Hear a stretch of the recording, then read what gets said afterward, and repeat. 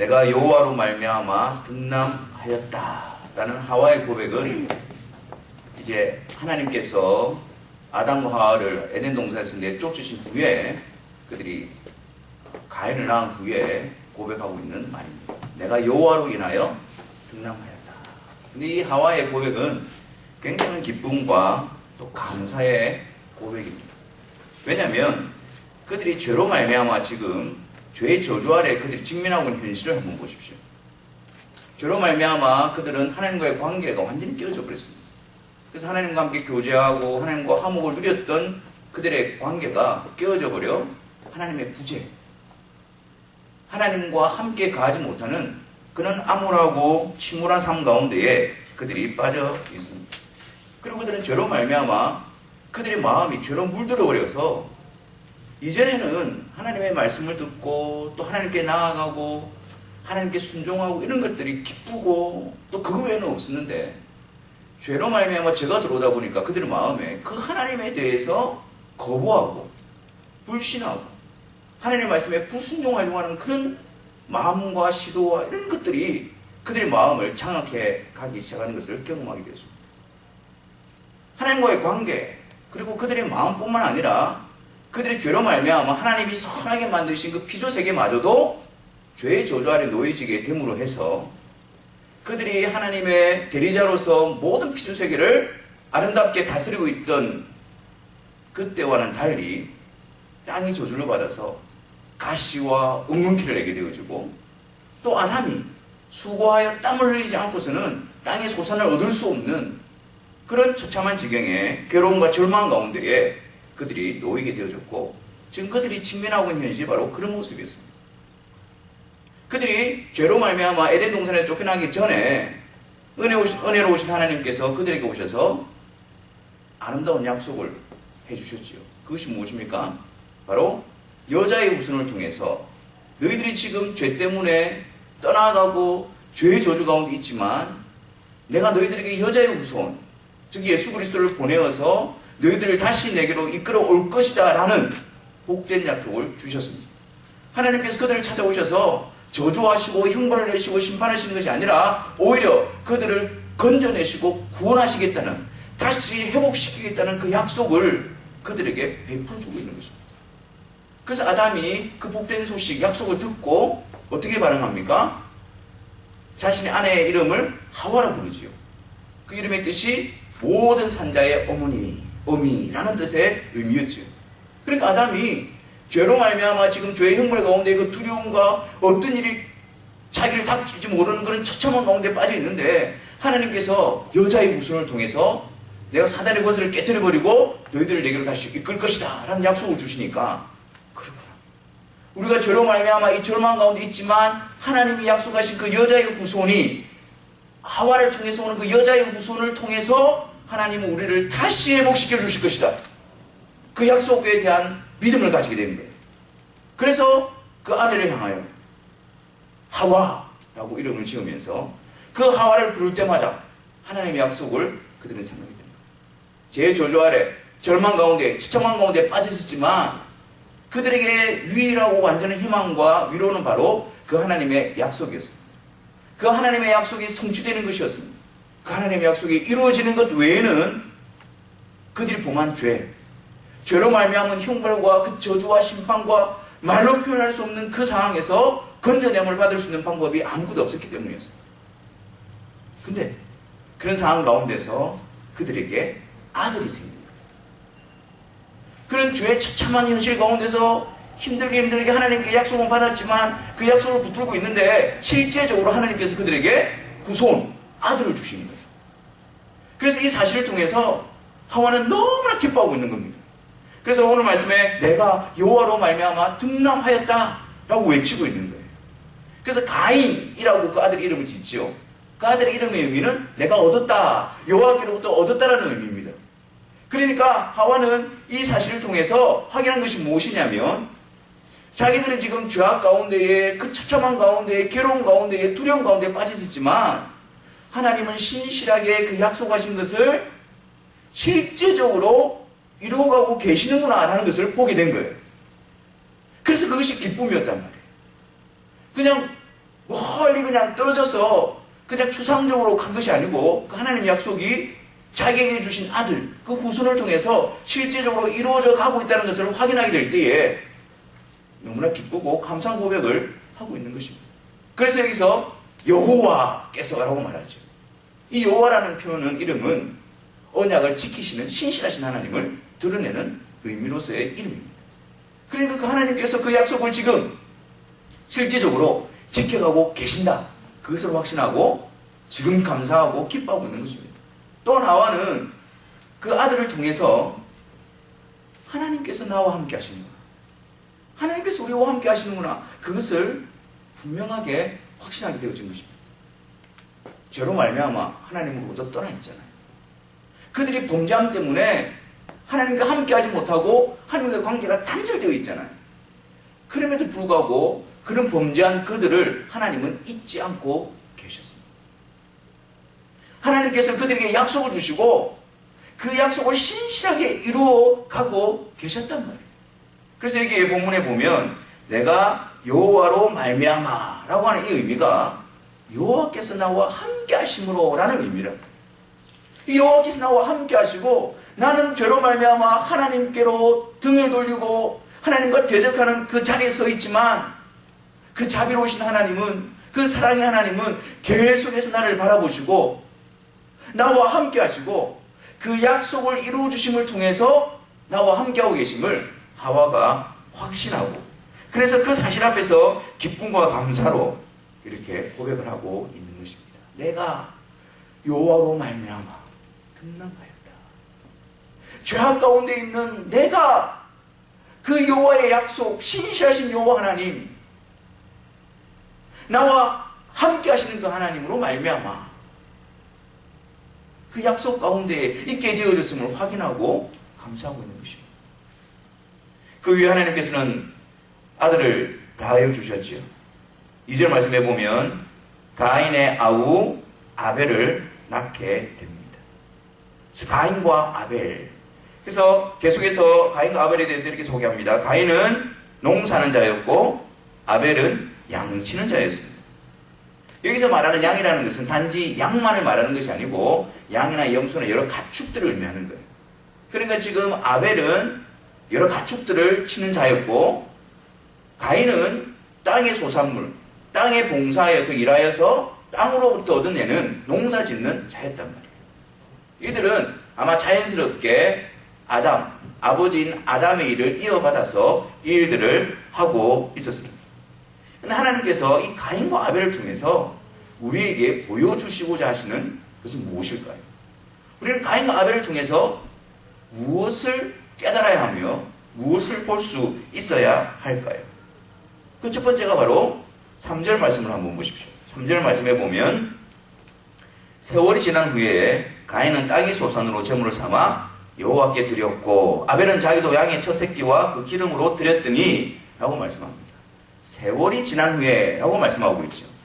여기서 말하는 세월이 지난 후에 라는 것은 단지 어느 정도 시간이 흘렀다라는 의미를 나타내고 있는 것이 아닙니다. 여기서 세월이 지난 후에 라는 의미는 어떤 일정 기간의 마지막 때를 이야기하는 거예요. 그러니까 하나님께서 그들에게 시간을 주시고 그 시간의 마지막 때가 이루어졌다라는 거예요. 이 세월이 지난 후에 라는 의미는. 그래서 성경에 보면 이 단어가 추수 때나 심판의 때를 나타낼 때에 이 단어가 사용되어집니다. 그러니까 이 아벨과 가인이 하나님 앞에서 어느 정도 시간이 지나서 하나님 앞에서 평가받고 긍정받을 때가 이르렀다는 것을 나타내는 거예요. 세월이 지난 후에, 여러분 이것은 가인과 아벨에게만 해당되는 것이 아닙니다. 모든 사람들에게 동일하게 해당되는 말씀이죠. 세월이 지난 후에, 그냥 시간만 지나가는 것이 아니라 일정한 시간이 지나간 후에 모두가 다 하나님 앞에 서야 할 때가 있다는 사실입니다. 모든 사람들은 그냥 이 세상에서 살다가 끝나버리는 것이 아니라 하나님이 정하신 때가 되어졌을 때에, 하나님이 허락하신 그 시간이 다 하고 난 뒤에 마지막 때에 하나님 앞에 서야 될 때가 있다는 사실을 우리에게 나타내 보여주고 있는 것입니다. 세월이 지난 후에. 그래서 우리는 오늘을 살아갈 때에 이 놀라운 하나님의 말씀을 기억하면서 살아가야 합니다. 이 세상이 전부가 아니고 우리가 하나님 앞에 서야 할 때가 있다는 사실. 오늘 우리의 호흡이 나중에 하나님 앞에 서야 될 때가 있다는 사실을 인식함으로 내뱉는 호흡이어야 한다.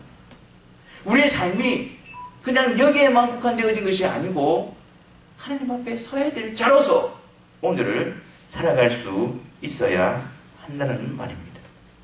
지금 가인과 아벨의 모습, 세월이 지난 후에 지금 하나님 앞에 서 있는 이 가인과 아벨의 모습은 우리들의 모습을 나타내 보여주고 있는 것이죠. 그리고 하나님께서 이 가인과 아벨을 통해서 우리에게 보여주시고자 하는 내용이 무엇입니까? 그들은 지금 무엇을 하고 있습니까? 말씀을 보면 가인은 땅의 소산으로 제물을 삼아 여호와께 드렸고 아벨은 자기도 양의 첫 새끼와 그 기름으로 드렸더니 라고 말합니다. 지금 가인과 아벨이 제물을 삼아서 여호와께 드렸다는 거예요. 여기서 제물을 삼아서 여호와께 드렸다는 말씀의 의미는 바로 그 여호와께 대한 감사와 존경의 표시로 드리는 겁니다. 다시 말해서 얼마나 이 제물을 정성스럽게 가장 귀중한 것으로 드렸느냐라는 거기에 앞서서 여호와께로부터 그들이 뭔가를 듣고 여호와가 누구이신가를 이미 알므로 말미암아 그래서 거기로부터 터져나오는 감사와 기쁨으로 드리는 행위가 바로 제물을 삼아 여호와께 드린다라는 표현이랍니다. 그러니까 이들은 지금 여호와를 알지 않고서는 여호와가 어떤 분이신지 그분이 무엇을 행하시는 분이신지 알지 않고서는 온전하게 제물로 여호와께 드릴 수가 없다라는 거예요. 그분의 사랑과 그분의 이루신 일과 하실 일들을 알지 않고서는 제물을 여호와께 드릴 수가 없다라는 말이죠. 아마도 아담은 그 아들들에게 그동안 있었던 모든 일들을 들려주었을 것입니다. 하나님께서 온 천지 만물을 창조하시고 그리고 그들이 사단의 속임 속에 넘어가서 하나님을 대적하고 죄로 말미암아 지금 죄의 저주 아래 이런 상황 가운데 놓여 있게 되어졌음을 그 아들들에게 다 말해주었을 것입니다. 그리고 자비하신 하나님께서 은혜 놓으신 하나님께서 심판과 저주가 합당한 그들에게 찾아오셔서 놀라운 하나님의 약속을 주셨다는 사실도 알려주었을 것입니다. 그래서 그냥 죄로 범해서 하나님과 멀어져서 저주 가운데 빠질 수밖에 없는 우리들을 다시 하나님이 구원해내시고 건져내시기 위해서 여자의 우선을 약속하셨다. 그 여자의 우선을 통해서 자격 없는 우리들, 이 형벌에 합당한 우리들을 하나님은 다시 건져주신다고 약속하셨다. 그 여자의 우선을 통해서 우리에게 구원을 베푸시고 다시 하나님과 화목을 이루어 가실 거라고 약속해 주셨다. 그 놀라우신 하나님의 은혜로우신 약속을 그 자녀들에게 말해 주었을 것입니다. 그리고 우리들이 지금 죄의 저주 아래서 이렇게 고난과 괴로움 가운데 있지만 우리들에게 유일한 소망과 위로는 바로 그 하나님께서 약속하신 그 여자의 후손이 오셔서 우리를 건져내시는 그 일이다. 우리가 그것을 생각하고 그것을 소망으로 삼고 절망상황 가운데서 그 여호와께 믿음으로 감사하고 기쁨으로 그 소망을 붙드는 것, 그것이 바로 우리의 본분이다. 우리의 사명이다. 라고 그들에게 가르쳐 주었을 것입니다. 그래서 지금 이 자녀들이 제물을 삼아서 여호와께 드리는 행위는 그 하나님의 그 약속 앞에 감사함으로 믿음으로 나타나는 반응이요 표시인 것입니다. 하나님 정말 감사합니다. 하나님 정말 그 은혜가 놀랍습니다. 우리를 향하는 그 하나님의 사랑이 너무나도 깊고 넓습니다. 그게 감사해서 지금 제물을 삼아 여호와께 드리는 것입니다. 그들이 수고한 것을 가지고 와서 하나님께 드리는 것이 아니고 그리고 그들이 좋은 것을 가지고 와서 하나님이 받아 들이시는 것도 아니고 놀라운 은혜를 베푸시는 그 하나님을 알고 그 하나님의 믿음으로 그 하나님의 약속을 믿음으로 취함으로 그 하나님 앞에 감사함으로 제물을 삼아 드리고 있는 것입니다. 가인도 아벨도 동일하게 아담으로부터 하나님이 어떤 분이신가, 하나님이 여자의 후손을 통해서 어떤 일을 행하실 것인가? 그 놀라운 복된 소식을 들었습니다. 그런 의미에서 감사함으로 하나님께 제물을 드리는 것이 마땅하다는 것도 배웠을 것입니다. 그래서 가인과 아벨도 실제적으로 그들이 얻은 소산을 가지고 하나님 앞에 제물을 삼아 드립니다. 근데 문제가 생깁니다. 어떤 문제가 생깁니까? 하나님께서는 가인과 그의 제물은 받지 않으시고 아벨과 그의 제물은 받으십니다. 무엇이 이런 일이 일어나게 했을까요? 왜 이런 일이 생겼을까요? 여러 가지 논쟁이 있지만 한번 여러분 본문을 자세히 한번 보십시오. 먼저 그들이 드렸던 그 제물에 대해서 성경은 어떻게 설명하고 있습니까? 가인이 드린 제물에 대해서 성경은 단지 3절 말씀에 가인은 땅의 소산으로 라고 기록하고 있습니다. 그리고 4절 말씀에 아벨이 드린 제물에 대해서는 양의 첫 새끼와 그 기름으로 드렸더니 라고 말합니다. 그러니까 가인은 그냥 농사하는 자였으니까 땅의 소산물을 가지고 여호와께 드린 거예요. 그리고 아벨은 양 치는 자였으니까, 가축을 치는 자였으니까 거기에 첫 새끼를 가지고 와서 하나님께 드린 거예요. 너무나 당연한 모습처럼 보입니다. 근데 다시 정확하게 한번 보십시오. 지금 성경이 가인과 아벨이 드린 제물에 대해서 이렇게 묘사하고 기술함으로 말미암아 그 예물을 드린 자의 차이를 나타내려고 하는 겁니다. 지금 사실 양의 첫 새끼를 드렸다고 했는데 이것은 지금 복수형으로 기록이 되어진 거예요. 그러니까 아벨이 드린 것은 양 한 마리를 드린 게 아니에요. 여러 마리를 드린 것입니다. 그리고 양의 첫 새끼, 처음으로 난 겁니다. 우두머리, 가장 좋은 거 구별하여 하나님께 드린 겁니다.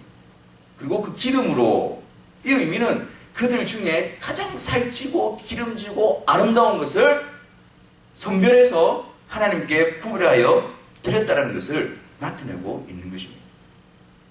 그럼 무엇이 이런 차이를 나타내는 것일까요? 왜 가인은 그냥 땅의 소산을 하나님께 드리고 아벨은 왜 이렇게 하나님께 드리는 제물에 대해서 정성을 쏟고 구별하고 최상의 것을 드리고 있는 것일까요? 하나님께서 가인과 그의 제물은 받지 않으시고 아벨과 그의 제물은 받으셨다고 말씀합니다. 다시 말해서 제물 자체를 말하는 것이 아니고 그 제물을 드리는 자와 제물이 함께 묶여 있는 거예요. 이 제물이 그 제물 드리는 자의 모습을 반영하고 있는 것입니다. 무엇이 이런 차이를 만들어낸 것일까요? 아까 제가 처음에 설명드렸듯이 제물을 삼아 여호와께 드리는 것은 여호와가 어떤 분이신가, 하나님이 어떤 분이신가에 대한 믿음의 반응으로 감사와 존경의 보시로 드리는 거라고 했습니다. 그렇다면 아벨이 예물을 준비하는 데, 제물을 준비하는 데 있어서 이렇게 최선을 다하고 마음을 쏟던 이유는 무엇일까요?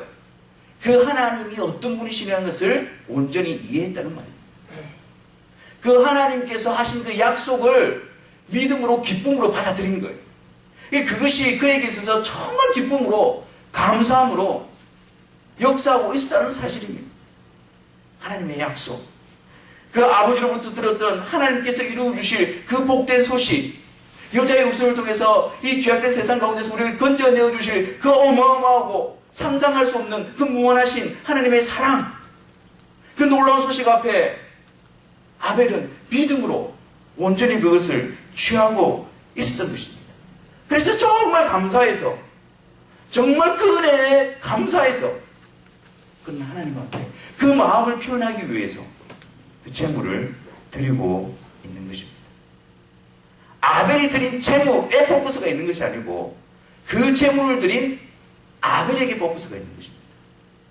드리는 자가 하나님에 대해서 감사와 믿음을 가지는 자가 드리는 제물이었다는 것입니다. 얼마나 아벨이 수고와 정성으로 제물을 준비했느냐, 그것을 말하고 있는 것이 아닙니다. 거기를 그렇게 만드는 하나님에 대한 믿음, 그 하나님에 대한 온전한 감사, 기쁨, 그것이 그 제물을 그렇게 만드는 것이었습니다. 그래서 히브리서에서 이 아벨에 대해서 믿음으로 라고 말씀합니다. 믿음으로. 아버지로부터 들은 그 복된 소식, 그 하나님이 어떤 일을 행할 것인가, 그분이 누구신가에 대한 온전한 믿음으로 그분에 대해 쓰니까 그분 앞에 진정한 기쁨과 감사로 나아갈 수밖에 없었다는 것입니다. 아벨, 그는 우선적으로 하나님의 약속 안에 있는 자였습니다. 그는 우선적으로 그 하나님이 이루실 그 일에 대한 믿음 안에 서 있는 자였습니다. 그 하나님께서 이루실 것에 대한 그 믿음을 가지고 하나님을 바라보고 하나님을 인정하고 하나님께 나아가는 자였습니다. 반면 가인은 어떻습니까? 동일하게 아버지로부터 복된 소식을 들었습니다. 하나님께 제물을 취하여 여호와께 드려야 된다는 것도 배웠습니다. 그리고 실제적으로 그렇게 하고 있습니다. 그런데 그 마음에는, 그 중심에는 하나님에 대한 믿음과 그 하나님에 대한 이해와 그 하나님의 약속에 대한 그 놀라우신 측량할 수 없는 그 은혜와 사랑의 깊이를 알지 못하고 있었습니다. 그 모습은 드리고 있습니다. 그런데 그 중심에, 그 본질에 하나님의 약속과 그 하나님이 어떤 분이신가에 대한 그 놀라운 은혜의 지식은 가지고 있지 않았습니다. 드리고 있었지만 그것이 그분에 대한 믿음으로부터 나오는 것이 아니고 그냥 형식과 그리고 명령과 해야 되는 의무감과 어떤 그런 것에 의해서 나타나는 모습뿐이었습니다. 그 모습은 동일합니다. 가인과 아벨은 동일하게 아버지로부터 하나님에 대한 소식을 듣고 동일하게 제물을 취해서 여호와께 드리고 있습니다. 하지만 그들이 가는 길은 달랐습니다. 아벨의 길과 가인의 길, 하나님께서 연락하시는 길과 하나님께서 연락하지 않으시는 길로 나뉘어지게 된 것입니다. 여러분 계속해서 가인의 모습을 한번 보십시오. 자신의 제물이 하나님께 연락되지 않은 사실, 하나님께서 연락하지 않은 사실에 가인은 몹시 분하며 화를 냅니다. 몹시 분하여 안색이 변합니다. 굉장히 분노가 치밀어 오릅니다. 그때 하나님께서 가인에게 어떻게 말씀합니까? 네가 분하여 하면 어찌 됨이냐? 안색이 변함이 어찌 됨이냐? 라고 말씀합니다. 그러면서 네가 선을 행하면 어찌 낯을 들지 못하겠느냐? 라고 말씀하시면서 가인이 하나님 앞에 서 있는 그 모습이 선을 향하는 모습이 아니었다는 것을 말씀하고 있습니다. 다른 사람의 문제가 아니라 바로 너 자신의 문제라는 것을 하나님께서 말씀하고 있습니다. 하나님의 보시기에 선을 행하지 않은 것. 아니 가인도 제물을 취해서 하나님께 드렸는데요. 그런데 하나님께서는 그것을 받지 않으시고 하시는 말씀이 네가 선을 행하지 않으면 어찌 낯을 들지 못하겠느냐. 그 모습이, 그 행위가 하나님께 드리는 것처럼 보였지만 하나님 앞에 선을 행하는 것이 아니었다는 것을 하나님은 말씀하고 있는 것입니다. 하나님에 대한 믿음, 하나님에 대한 경외, 하나님과의 그 관계 속에서 드림이 아니었기 때문에 하나님께서는 선을 행하지 아니했다라고 말씀하고 있는 것입니다. 외적인 모습이 아니라 그 속에, 그 중심에 하나님을 향한 믿음과 그 하나님의 약속과 그 사모함과 그 하나님에 대한 의지함과 하나님을 경외함과 하나님의 하실 일들에 대한 그 경외함으로 나아감이 없이 그냥 외적으로만 드러내고 있었기 때문입니다. 가인은 하나님의 약속에 대한 믿음도 없었고 하나님의 약속 안에, 믿음 안에 가는 자도 아니었습니다.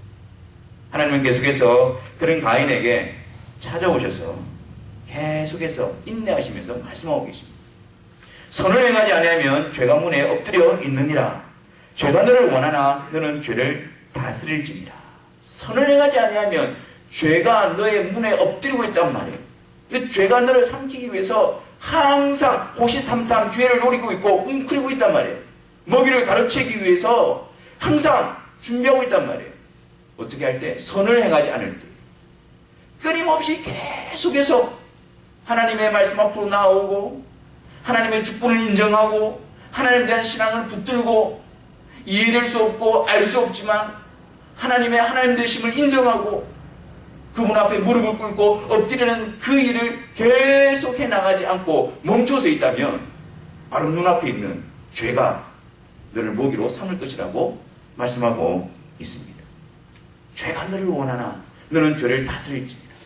죄가 너를 원하고 있지만, 죄가 너를 공격하고 있지만, 너에게 호시탐탐 기회를 누리고 있지만 계속해서 하나님께로 나아오고 계속해서 하나님을 원하고 그분을 높여드리고 그분의 말씀 앞에 엎드리고 굴복하고 순복함으로 말미암아 계속해서 선을 행함으로 그 죄를 다스릴지라고 하나님 그렇게 말씀하셨습니다.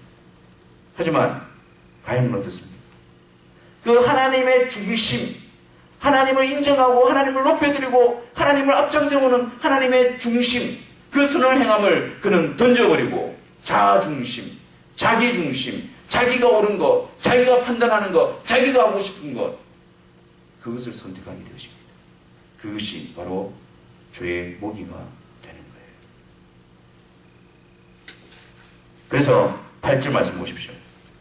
가인이 그 하나님의 말씀을 들었음에도 불구하고 하나님의 경고하심 앞에도 불구하고 그는 어떻게 합니까? 그의 아우 아벨에게 말하고 그들이 들어있을 때에 가인이 그의 아우 아벨을 쳐 죽이니라. 의도적으로 계획적으로 아벨을 부릅니다. 우발적인 사건이 아닙니다. 의도적으로 계획적으로 그 아벨을 쳐 죽입니다. 그리고 하나님 앞에서 여호와께서 가인에게 이르시되 9절 내 아우 아벨이 어디 있느냐? 그가 이르되 내가 알지 못하나이다. 죄에 묻어진 마음, 죄에 사로잡힌 마음은 하나님 앞에서도 두려움을 상실하게 만들어버립니다. 그 하나님이 모든 것을 알고 계신 분이라는 사실을 잊어버리게 말입니다. 마음을 굳어 마음을 강팍하게 만들어서 내가 내 아우를 지키는 자입니까?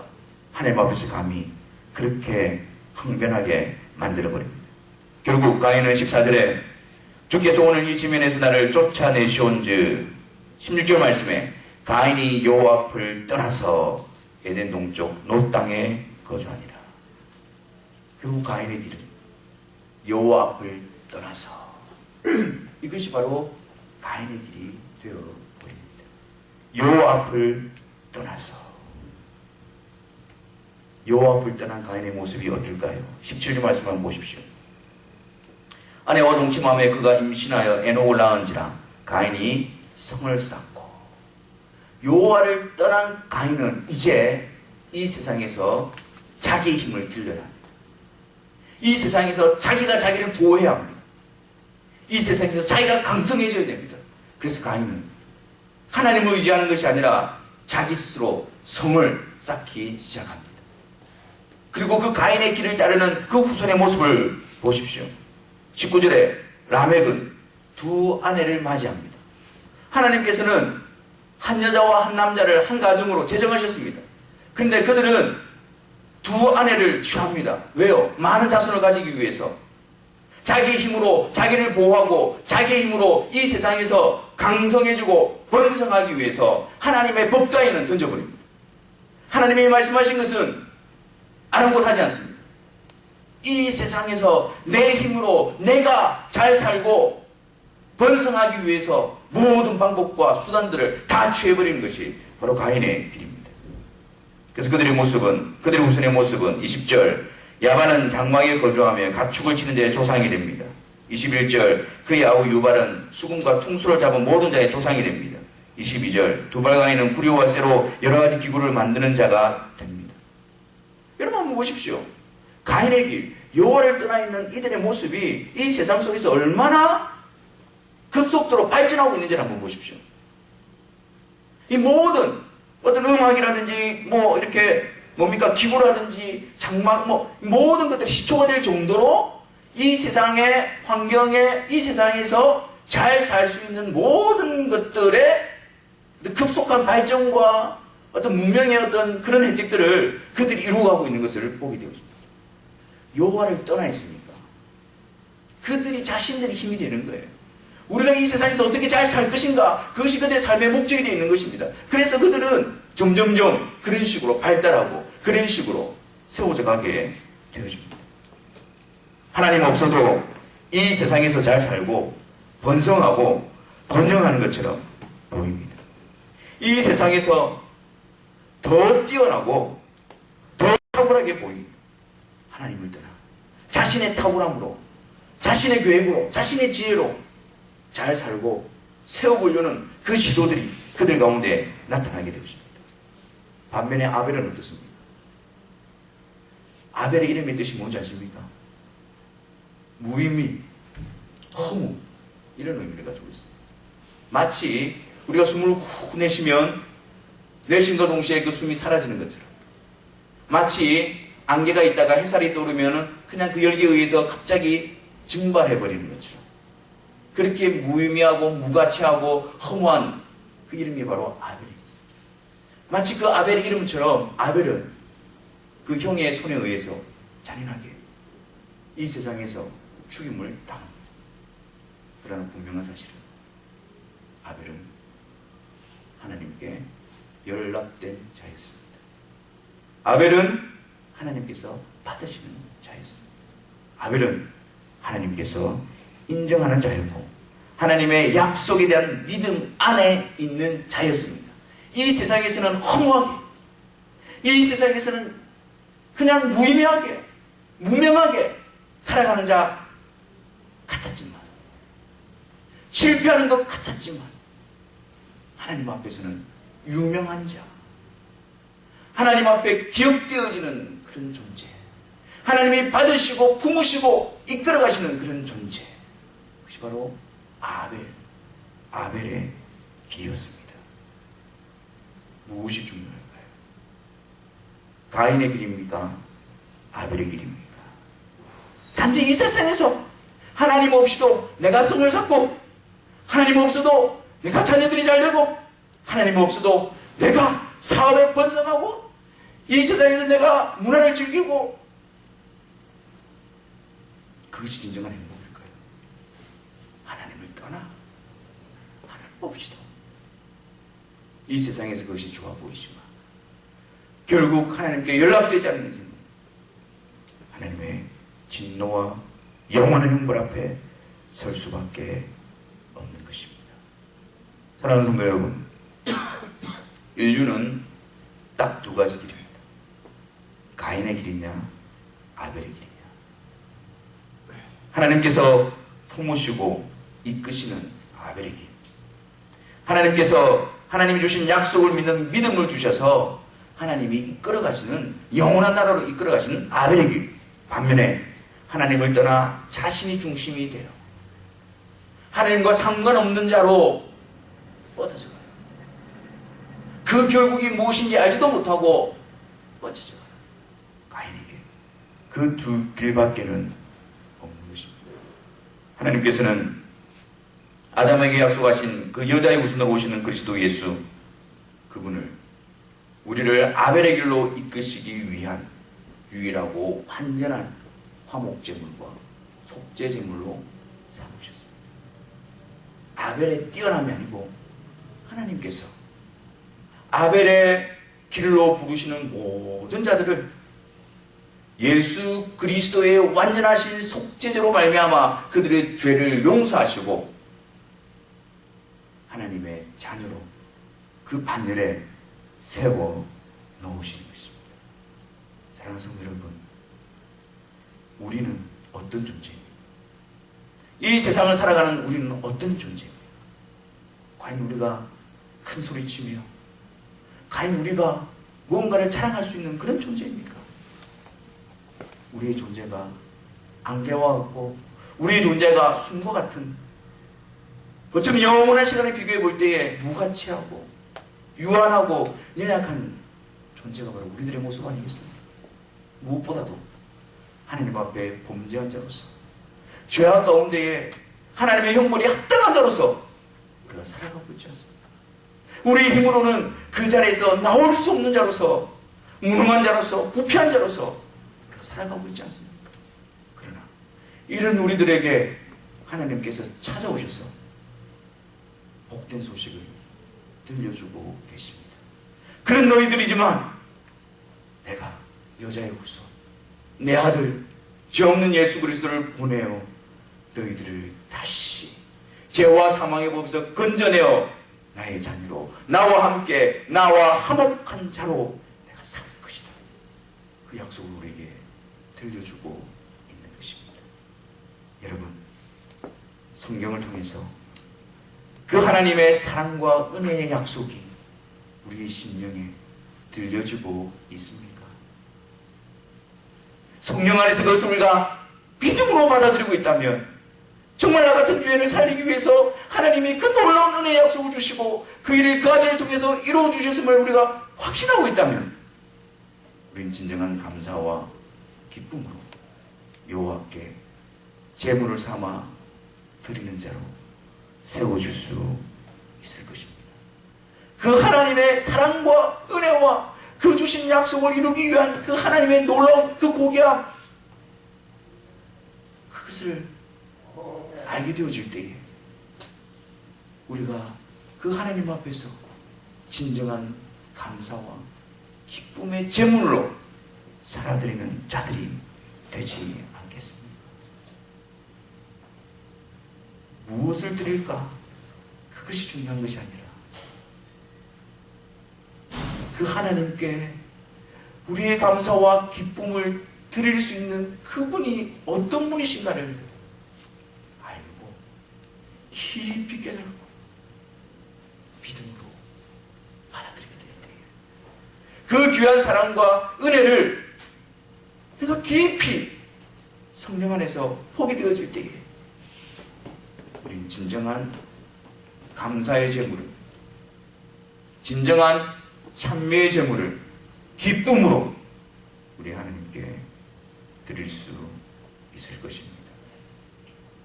그 복음 앞에서, 예수 그리스도 복음 앞에서 우리의 심령이 그 하나님을 향한 감사와 기쁨으로 매 순간 회복되어져서 그 하나님께 부족한 나이지만 진정한 기쁨으로 찬송을 올려드리고, 부족한 나이지만 그 하나님께 진정한 믿음의 고백을 올려드리고, 부족한 나이지만 이 세상 가운데서 그 하나님이 그 아들을 통해서 이루신 그 놀라운 복된 소식을 선포하는 영광의 도구로 살아가시기를 바랍니다. 우리가 매주일 자녀들과 함께 가지는 그 시간들을 통해서 그 자녀들에게 이 하나님의 복된 소식을 들려주십시오.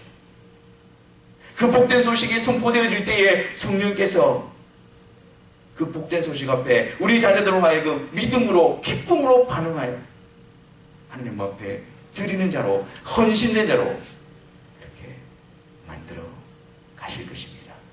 복음 안에서 예수 그리스도로 통해서 우리에게 주시는 약속하신 그 하나님의 놀라운 한없는 그 은혜의 약속 앞에서 우리가 기쁨으로 깨어나고 감사함으로 깨어나고 우리 자녀들에게도 그것을 기쁨으로 전해주어서 우리 온 가정이, 우리 모두가 다 이 세상 가운데서, 죄의 저주 아래 있는 이 세상 가운데서 하나님이 보여주신 그 은혜의 빛을 따라서 하나님이 들려주신 그 복된 소식을 소망으로 붙들고 믿음의 경주를 주님 오실 때까지 감당하시는 저와 여러분들이 되시기를 주님의 이름으로 축원합니다.